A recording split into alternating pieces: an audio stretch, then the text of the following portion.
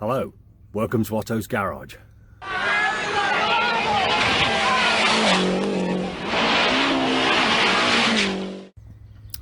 Well, it's New Year's Eve and the weather's mild, but not too bad. Hopefully today we're going to see some action on that engine.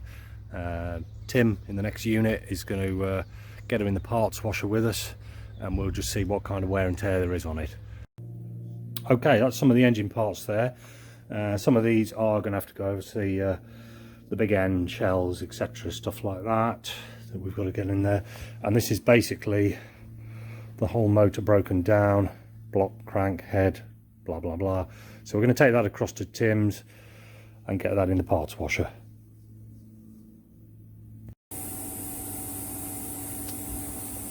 Right, that's the parts washer. So what we've got to do is get all of that in there for a clean. Okay, so what we've done here is we've got the bolts and they just all go into a basket, and we're not really fussed too much at the moment about what goes where, because it's going to be a big jigsaw at the end of the day. See there, you've got the followers and the valve lifters and the big end bearings, which are going to be replaced, and obviously the crank and the block.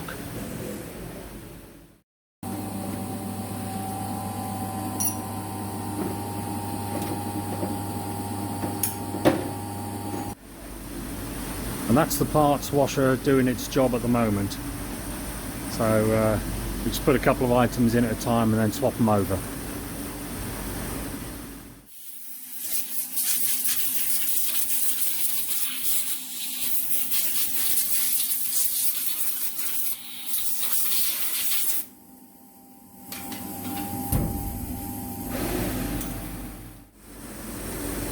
Right, the other machine we've got here is a ultrasonic cleaner. So once the parts have come out of the degreaser over there, they're dropped into the ultrasonic, and that just basically gets the last bits of grime off. And here's some shells that some big ends that we've had out, and some mains as well. So it's amazing how clean they are now. Have gone in there.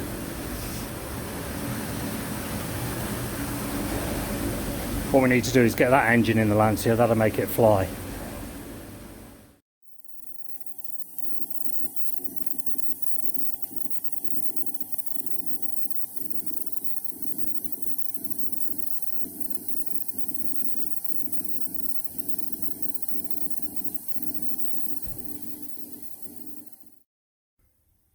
Okay, so while some of those parts are being cleaned up, I just had a quick text off Andy from the powder coating, and he has just sorted out the carrier for the power steering pump. And there she is. So basically, it's some sort of gold. I just said to him, do it in whatever colour you've got in the gun. So it's a goldish colour. But hopefully, that should drop straight in there. Drop straight in there, that'll be fun, won't it? So by the time we've had a fiddle around with it and got those in, and there she is, and it fits absolutely busting, as they say in Shropshire. So really impressed with that. I was going to make up my own cradle for it, but at the end of the day, it's not worth messing around.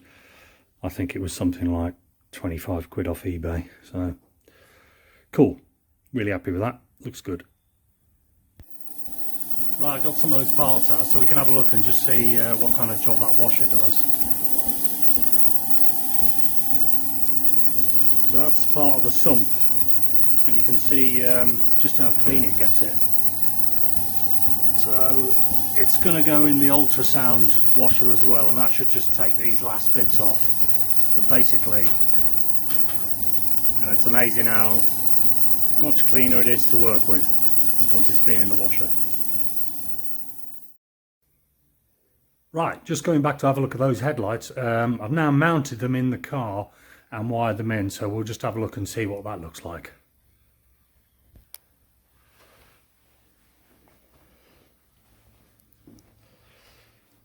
So these are on, let me just adjust that, see if I can, there. So they're now on dip beam, and they are fiendishly bright. And you can see how when you get down to the lower level, it picks up the beam, and then you've got the cut off as it rises. So that's pretty good.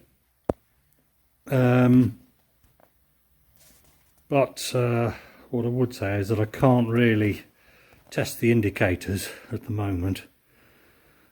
That's a bit of a two-man job. I'll see what I can do.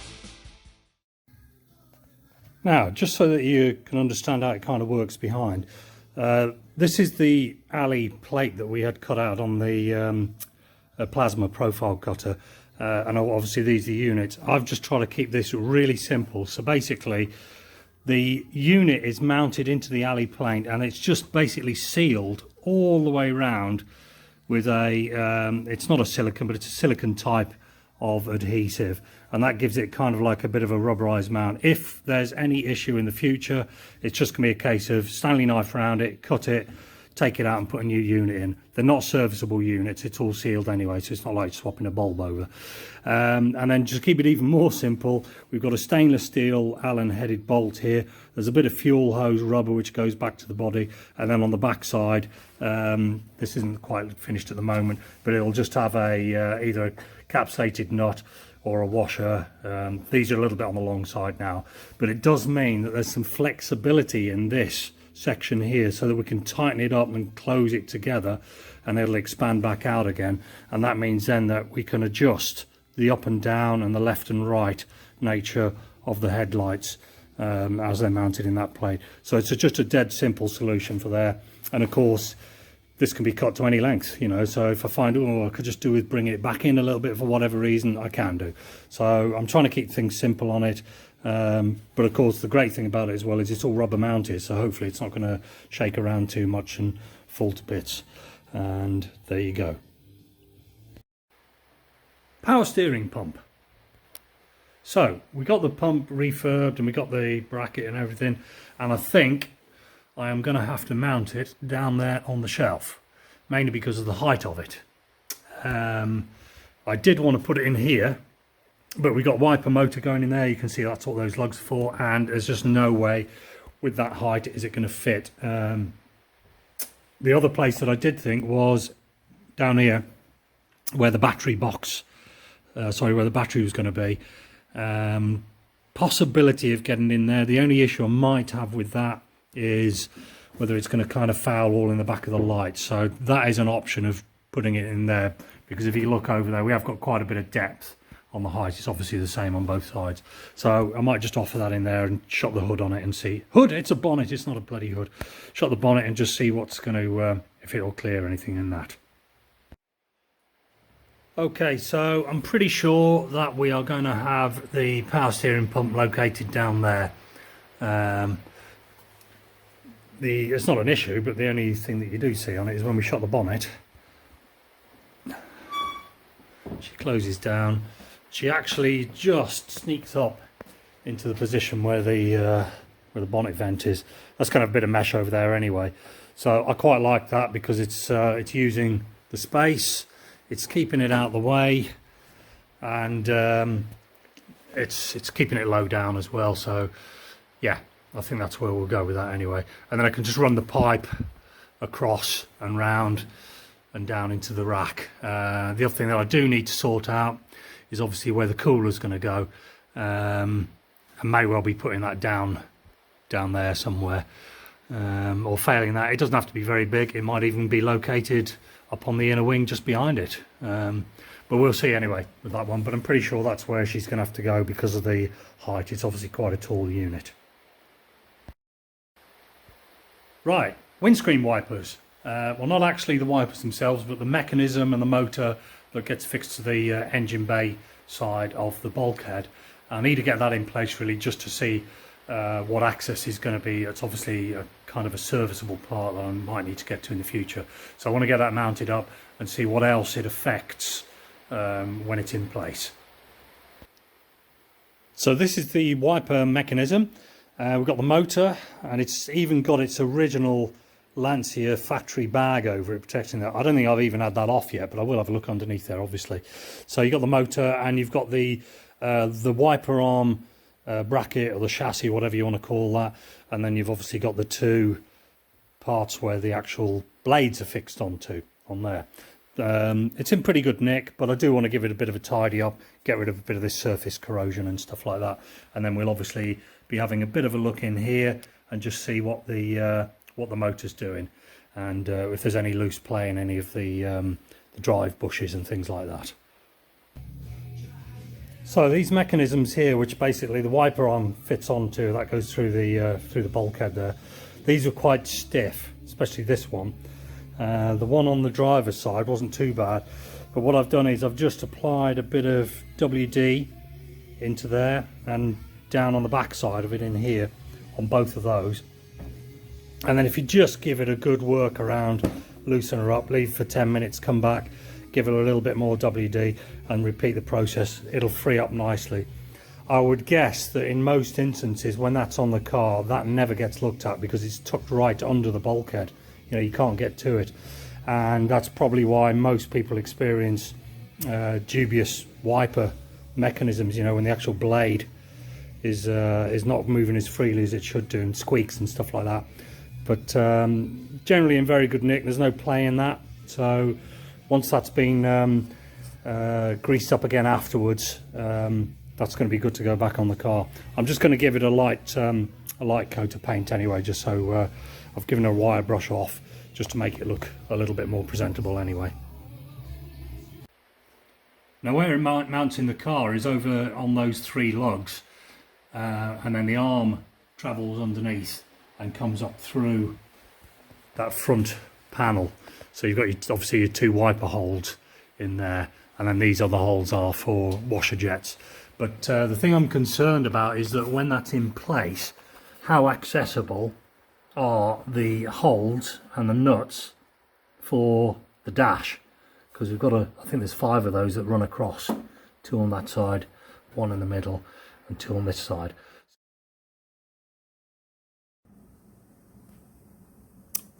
Right, I've just rebuilt the wiper mechanism, the motor and the mechanism, giving it a good finish off, and put all the levers back onto the cranks. So the next job really is to get it offered up in the car. The thing I like about stuff like this is that nobody's really going to see this. You know, they might just get a slight glimpse, but I just like getting it right, and then it's peace of mind, if you like, I suppose. So we'll get that on the car and see whether it does indeed foul those nuts on the back of the dashboard. Okay, and there it is on the car. So the good news is that you can see the 2 dash nuts under there. The centre one is hidden a little bit by the mechanism. You can just see that hiding in the back there. But of course we haven't got the heater box, so we can get in underneath here up to it, so that'll be fine. And then on this side, again, there's a bit of clearance so we can get to them all. So happy days. That's the wipers Well, the mechanism sorted, and that is staying on the car. I'm not taking that off again. Right, this is the car park up at the booster centre, and lots of spaces to park. Somebody's just arrived and parked right next to me and struggled to get out of the car. Weird. Okie dokie, right, anti-roll bar. This is the front one, and that's the current position it's in. Grubby. I don't know, there's nothing wrong with it. I'm not going to mess around by uprating it at the moment, so we're going to clean that up. However, there is one thing I am going to do, and we are going to basically put some Powerflex bushes on it. So we've got a pair of inner bushes and a pair of outer bushes. The inner bush goes in amongst all this lot, so you take off the original bracket, you keep all that metal work. New poly bush inside there instead of the factory rubber one. The outer bush slips over that end of the anti-roll, and of course there's one on the other side as well. It's exactly the same. And then inside the car, basically there's a little divot right in the very far corner by the ball joint, and that's where the end of the anti-roll bar bolts into. So basically we should be able to uprate it a little bit without going too silly. I would imagine that because it's a 8 valve and not a Evo, an actual thicker anti-roll bar might be quite hard to get hold of, because the Evo, the end on the Evo, it has a drop link on it, which goes to a different place on the suspension. So on these 8 valves, it is a little bit of a different scenario. So end of the day, that's what's going back in. So we'll clean that up and we'll get that mounted on. Hey, that looks a little bit better now that we've cleaned it up a bit. You basically have got a 24mm anti-roll bar, and then I think these are 27.5mm, this little sleeve section here, which is held on by these clamps, and then they just have a bolt through it. They're simple enough to get off. The actual bracket that is encapsulating the rubber, let me just turn that over so you can see the factory rubber in there. That is basically a two-piece affair. So you've got a top kind of horseshoe shape, and then that goes over the top, and these holes here, they're actually double up, they're like rivets. So what we need to do is drill those two out, and then this bottom piece will pop off and the horseshoe will just drop away from the 27mm sleeve. After it's all been cleaned up and either painted or powder coated, the new Polyflex bush goes in there, and then it gets clamped over again by the new bolts, and we can just go straight the way through into the bodywork that'll hold it all in one place. And then the little clamps go each side of it to stop it moving left and right. Bobby job. And there it is. So basically you can see the rivet there. I drilled that out, and it's just basically split into two halves. So it's the rubber that we need out of there, which is encapsulated between the two metal bits. That'll come out, and that'll get replaced by one bush. So at the moment it's in two halves. I'm not sure whether that's intended to be in two halves or whether originally it was one piece. It was probably one piece originally, but in any event, that's going to come out. We'll clean up all those brackets, and then we can fit the Powerflex bushes in it. Well, that's a variety of little bits and bobs done to the car. We'll be coming back to some more of that in another episode, but in the meantime, thanks for watching Otto's Garage. Bye bye!